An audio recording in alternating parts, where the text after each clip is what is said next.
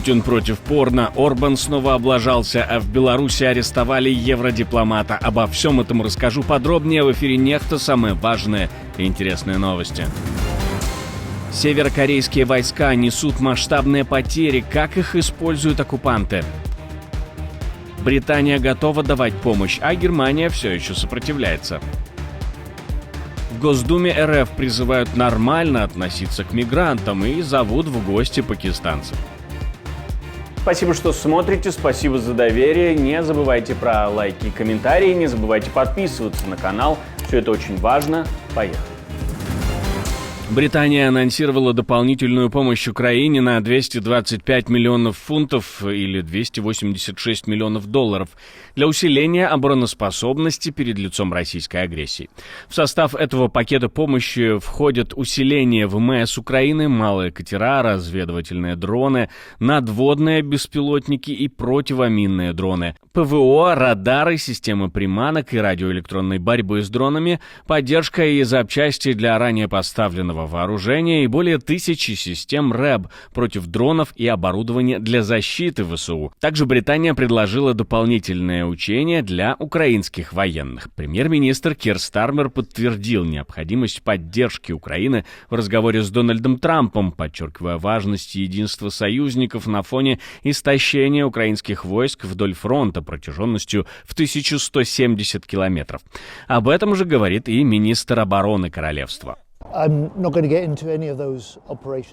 Я не собираюсь вдаваться в какие-либо оперативные детали, и публичные дебаты по этому поводу выгодны только президенту Украины.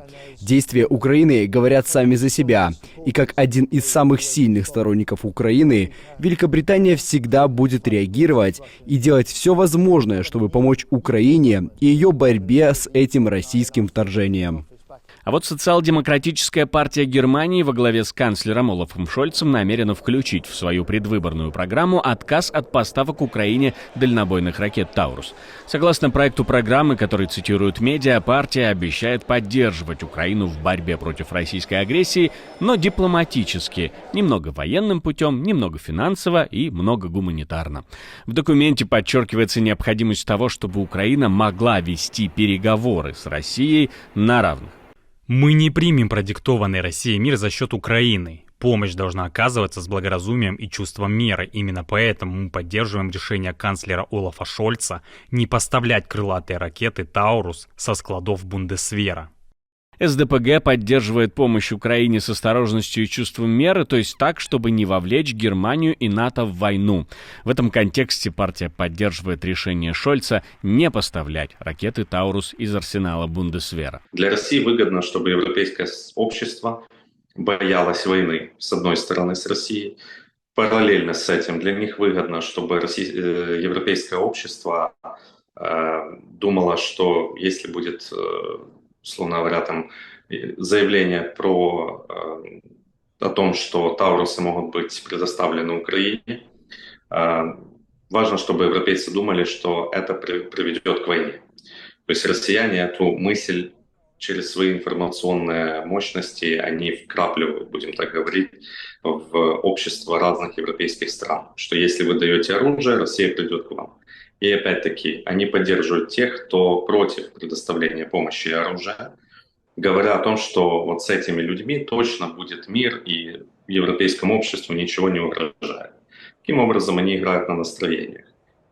Если вместо Шольца будет какой-то другой политик, который будет говорить о том, что «Таурусы» не стоит предоставлять, россияне будут поддерживать эти слова исключительно в своих интересах. Также программа партии канцлера предусматривает выделение не менее 2% ВВП на оборону, размещение американских ракет «Томагавк» в Германии и введение добровольной модели военной службы. В документе ничего не сказано о вступлении Украины в НАТО или миротворческих инициативах.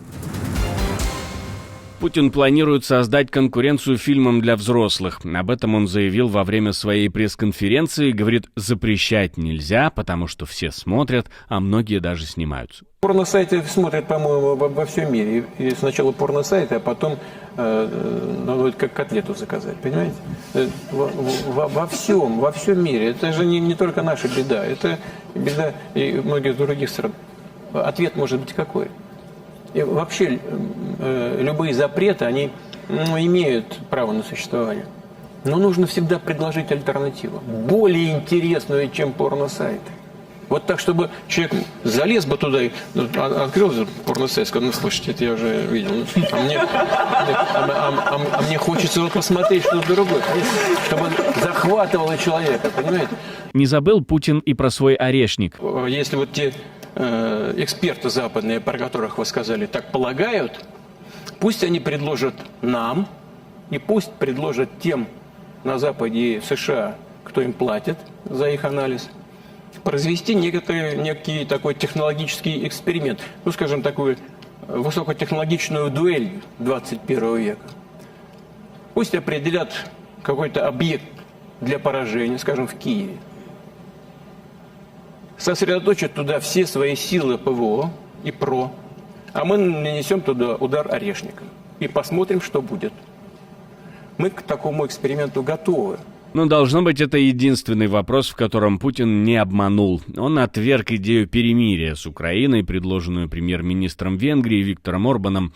Путин заявил, что прекращение огня даст украинским войскам возможность для перегруппировки, и вместо перемирия он настаивает на долгосрочном мире, обеспеченном гарантиями для России и ее граждан. Это была цитата. Краткосрочное перемирие на Рождество, которое предложил Орбан, также не нашло поддержки у Путина. Он посоветовал венгерскому премьеру обратиться с этим вопросом к украинской стороне, в чем поставил Орбана в глупое положение. Ранее премьер-министр Венгрии провел телефонный разговор с Путиным, а министр иностранных дел этой страны обсудил ситуацию с Сергеем Лавровым. А президент Украины Владимир Зеленский раскритиковал инициативу Виктора Орбана о рождественском перемирии, назвав ее несерьезной и больше похожей на политический пиар. Зеленский подчеркнул, что у него не было разговора с Орбаном, и у венгерского премьера нет мандата на ведение переговоров от имени Украины. У мене не було розмови з прем'єр-міністром Угорщини. Я, чесно кажучи, думаю, що це дуже несерйозно, коли ми говоримо про ті чи інші ініціативи, які пов'язані з життям українців, і коли ми про це дізнаємось з засобів масової інформації. Я про це вже говорив, що у прем'єр-міністра Угорщини, при всій повазі, передусім, до угорців, до відношення Угорщини до українських біженців, але при всій повазі у пана прем'єр-міністра немає ніякого мандату на перемовини. Третє, його відносини з Путіном, вони занадто теплі для того, щоб ставити Путіна на місце. «Ничего не может решаться или обсуждаться об Украине без нас», подчеркнул Зеленский, заявив, что украинская сторона воспринимает такие инициативы с осторожностью и недоверием. Северокорейские войска, развернутые в России для участия в войне против Украины, уже несут значительные потери во время боев в Курской области. По данным британской разведки, около 11 тысяч солдат КНДР участвуют в наступательных операциях, однако их успехи ограничиваются лишь тактическим уровнем. Количество потерь, по данным украинской стороны, перевалило за несколько сотен. Спросили об этом главного по дезинформации в Украинском совете нацбезопасности и обороны Андрея Коваленко. Более 200 убитых и раненых КНДРовских военных есть. Среди раненых это как тяжелые, так и, будем так говорить, которые имеют осколки в ногах и в других частях тела.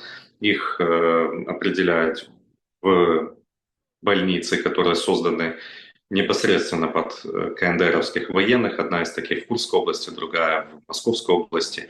Россиян пытаются разделить с ними в больницах и пытаются делать все, чтобы информация о неудачах КНДРовских военных не попадала в паблик, что командиры российские несерьезно относятся к корейским военным, бросают их в пехотные штурмы на краткие дистанции, но опять-таки без готовности противостоять дронам.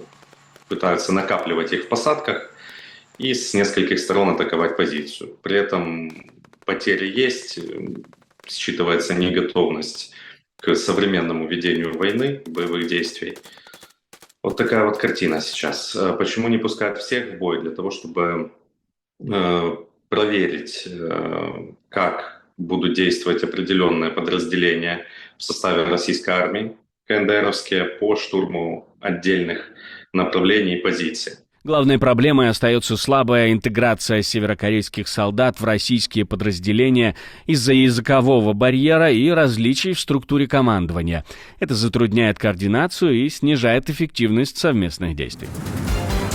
На фоне этого российские депутаты выразили обеспокоенность ростом антимигрантских настроений после ликвидации генерала Игоря Кириллова. По мнению главы Комитета Госдумы по делам СНГ Леонида Калашникова, целью заказчиков было не только устранение высокопоставленного военного, но и провоцирование ксенофобии, которой, по всей видимости, в России нет. Ну а то, что обвинили в подготовке этого убийства именно гражданина Узбекистана, совершенно не ксенофобия, конечно. Леонид Калашников подчеркнул, что не следует обобщать и обвинять всех узбеков.